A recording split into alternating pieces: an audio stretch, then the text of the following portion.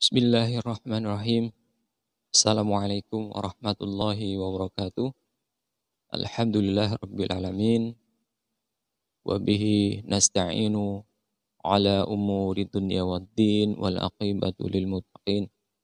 Asyhadu an la ilaha illallah wahdahu la syarikalah wa asyhadu anna Muhammadan abduhu wa rasuluh.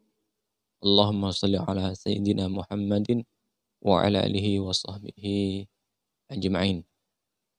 Bapak Ibu yang berbahagia, bertemu kembali pada kesempatan hari ini dalam rangka untuk belajar bahasa Arab Al-Quran bersama-sama. Dalam kesempatan ini saya ingin menyampaikan 3 hal yang utama dalam belajar bahasa Arab Al-Quran. 3 persepsi yang harus kita miliki sebelum kita semuanya belajar bahasa Arab Al-Quran.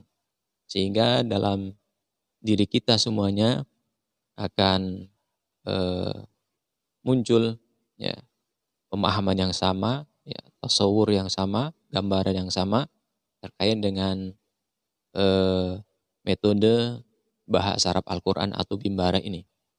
Jadi 3 hal ini sangat penting bagi kita semuanya sebelum kita bersama-sama mengikuti bimbara atau bimbingan mudah bahasa Arab Al-Quran.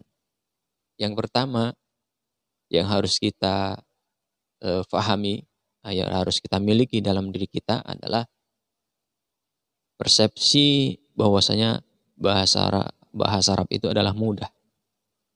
Bahasa Arab adalah mudah. Atau bahasa Arab itu adalah bahasa yang paling mudah di seluruh dunia ini. Allah Subhanahu wa taala sudah memilihnya menjadi bahasa kitab suci Al-Quran. Tentunya ini adalah memiliki keistimewaan. Dalam surat Fussilat, surat yang ke-41, ayat yang ketiga, Allah Subhanahu wa taala berfirman, A'udzu billahi minasyaitonir rajim. Kitabun fussilat ayatuhu Qur'anan Arabiyyan liqaumin ya'lamun.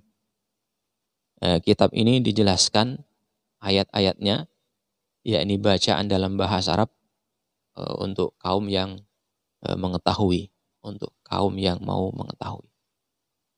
Jadi di sana disebutkan jelas-jelas diturunkan dengan bahasa Arab, ya, Qur'anan Arabiyyan. Al-Quran ini adalah dengan bahasa Arab. Kemudian Allah Subhanahu wa taala pun menyebutkan di dalam surat Al-Qamar, ya, dalam surat Al-Qamar, surat yang ke-54, di ayat yang ke-17, ayat yang ke-22, ayat yang ke-32, dan ayat yang ke-40. A'udzu billahi minasyaitonir rajim. Wa laqad yassarnal Qur'ana lidzikri wa hal mim muddakir. Sungguh telah kami mudahkan Al-Quran ini yang dalam bahasa Arab tadi, ya, untuk menjadi pelajaran. Maka apakah ada orang-orang yang mau mengambil pelajaran? Jadi persepsi pertama adalah kita harus memiliki itu. Bahasanya bahasa Arab itu adalah bahasa yang mudah. Bahkan dalam ibadah kita sehari-hari semuanya menggunakan bahasa Arab. Dalam kehidupan sehari-hari kita familiar dengan bahasa Arab. Jadi kalau ada yang mengatakan bahasa Arab itu sulit, sungguh dia dalam kesalahan yang besar, dalam persepsi yang salah. Itu yang pertama. Kemudian yang kedua adalah tujuan kita belajar bahasa Arab itu harus jelas, harus pasti.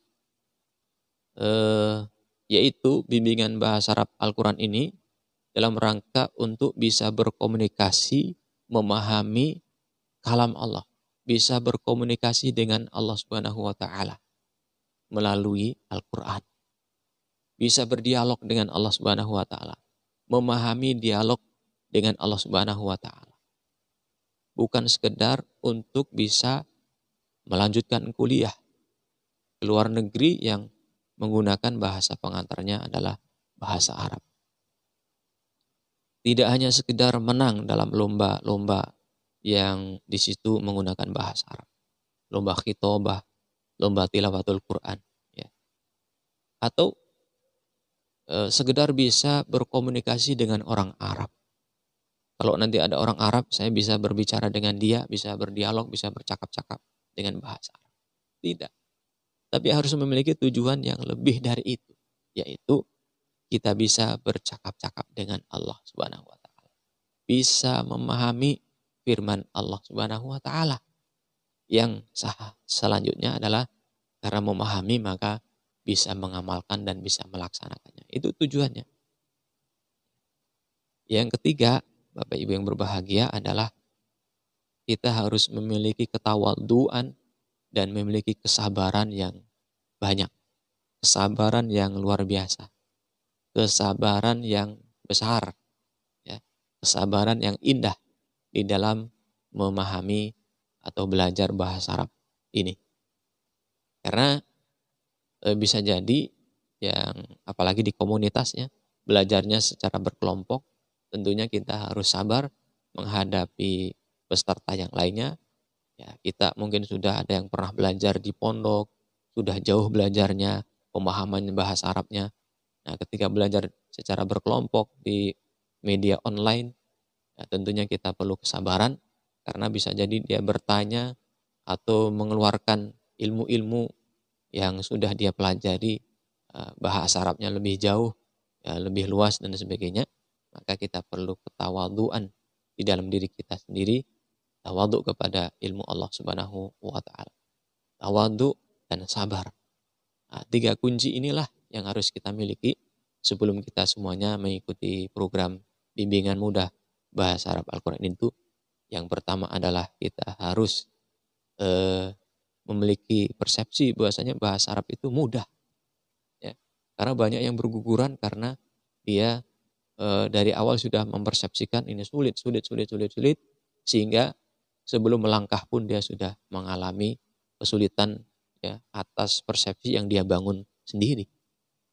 Yang kedua adalah kita memiliki tujuan yang jelas, yaitu tujuan yang mulia, bisa berkomunikasi dengan Allah Subhanahu wa taala dalam rangka nanti melaksanakan perintah-perintahnya dan sekaligus menghindari larangan-larangan yang dilarang oleh Allah Subhanahu wa taala dalam Al-Qur'an.